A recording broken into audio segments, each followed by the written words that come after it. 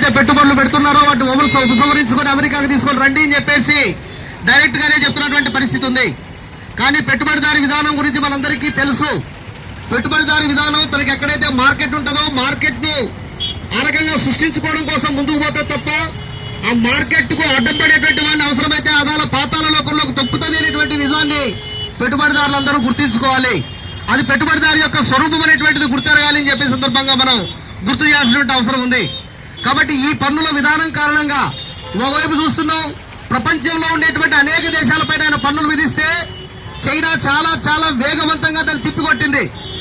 నీవు పన్ను విధిస్తావా, 60% పన్ను నా పైన విధిస్తే నీ పైన తిరిగి అదే 60% పన్ను విధిస్తాను అని చెప్పేసి చెప్పింది. ఎప్పుడైతే పెట్టుబడిదారులంతా నీవు ఆ రకంగా మా మార్కెట్ ను కొల్లగొట్టేటువంటి ప్రయత్నం చేస్తామని చెప్పేస్తే వెంటనే దాని నుండి ఆ మాట నుండి వెనక తగ్గాల్సినటువంటి ఒక పరిస్థితి అక్కడ ఏర్పడింది.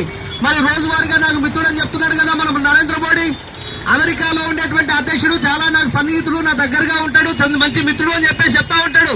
మరి నీ దేశ ప్రజానీకాన్నంతా దోచుకునే విధంగా పన్ను విధానాన్ని తీసుకొని వస్తే టారిఫ్లు విధిస్తా ఉంటే మరి నీ మిత్రుడు చెప్పి ఏ రకంగా నువ్వు ఎందుకు ఆ రకంగా పన్నులు తగ్గించేటువంటి ప్రయత్నం చేయకూడదు అని చెప్పేసి అడుగుతా ఉన్నావు.